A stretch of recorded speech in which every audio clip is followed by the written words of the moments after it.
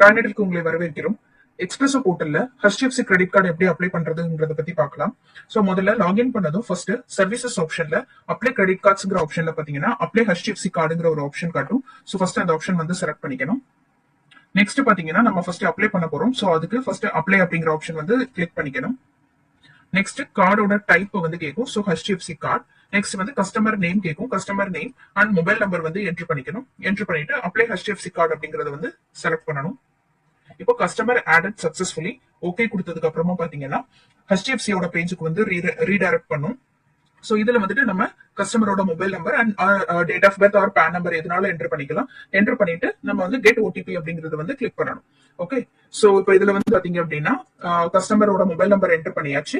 Date of birth or PAN number enter பண்ணிட்டு get OTP அப்படிங்கறத click பண்ணீங்க அப்படின்னா நெக்ஸ்ட் பேஜ்ல OTP என்டர் பண்ணதுக்கு அப்புறமா உங்களுக்கு நெக்ஸ்ட் பேஜ்ல வந்து உங்களுக்கு பேசிக் டீடைல்ஸ் வந்து ஆட் பண்றது கேட்கும். அதாவது name, date of birth, personal mail ID, employment type, அதாவது salaried ஆர் செல்ஃப் எம்ப்ளாய்டு அந்த ஆப்ஷன். ஸோ salaried அப்படின்னா கம்பெனி நேம், அதுக்கப்புறம் கரண்ட் டெசிக்னேஷன், அதுக்கப்புறம் ஒர்க் இமெயில் அட்ரஸ். ஸோ இந்த பேசிக் டீடைல்ஸ் எல்லாமே என்டர் பண்ணிக்கணும். அதுக்கு அடுத்தது பாத்தீங்க அப்படின்னா உங்களோட அட்ரஸ் வந்து ஆட்டோமேட்டிக்கா ஃபிச் ஆகி வந்துடும். சோ இந்த அட்ரஸ் தான் அப்படின்னா நீங்க வந்து செலக்ட் பண்ணிக்கலாம். இல்ல அட்ரஸ் என்டர் பண்ணணும்னாலும் நம்ம என்டர் பண்ணிக்கலாம். மேனுவலா நீங்க என்டர் மேனுவலின்னு கிளிக் பண்ணி மேனுவலாவும் என்டர் பண்ணிக்கலாம். ஓகே, சோ அபவ் அட்ரஸ் தான் பெர்மனன்ட் அட்ரஸ் அப்படின்னா எஸ் கொடுத்துக்கோங்க. இல்லாட்டி நோ கொடுத்துட்டு உங்களோட கரண்ட் அட்ரஸ் என்னவோ அந்த அட்ரஸ் என்டர் பண்ணிட்டு செக் பெஸ்ட் ஆஃபர்ஸ் அப்படிங்கறத வந்து கிளிக் பண்ணணும். நெக்ஸ்ட் பாத்தீங்கன்னா HDFC பேங்கோட ஆஃபர்ஸ் வந்து உங்களுக்கு ஷோ ஆகும். சோ ஒவ்வொரு கார்டுக்கும் நீங்க வந்து எந்த கார்டு வந்து என்ன பெனிஃபிட்ஸ் அப்படிங்கறது கீழே கொடுத்திருப்பாங்க. கீ பெனிஃபிட்ஸ், அதுல மோர் பெனிஃபிட்ஸ் அப்படிங்கறத கிளிக் பண்ணி நீங்க total benefits and terms and conditions வந்து செக் பண்ணிக்கலாம்.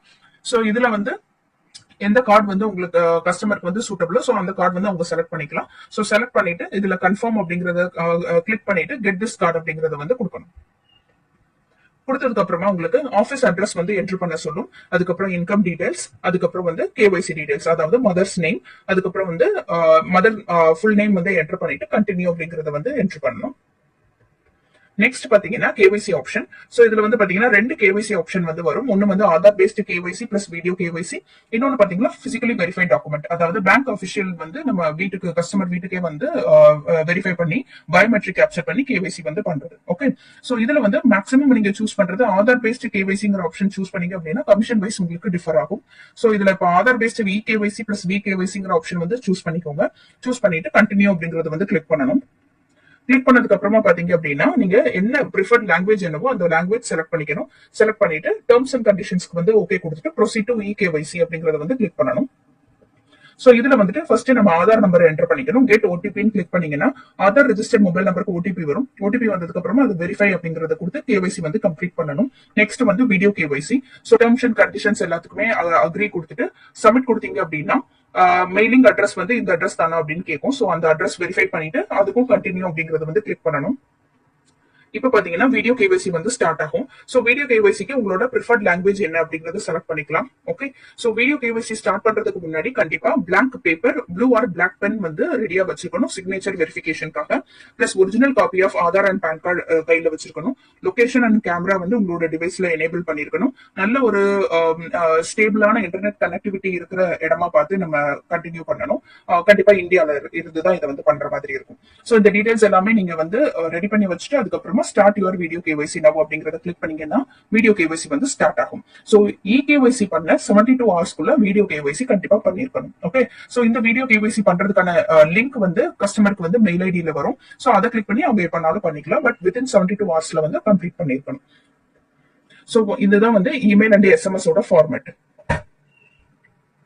சோ ஒன்ஸ் நீங்க வந்து கார்டு வந்து அப்ளை பண்ணியாச்சு அப்படின்னா அதோட ஸ்டேட்டஸ் வந்து போர்ட்டல்லே நம்ம செக் பண்ணி பாத்துக்கலாம்.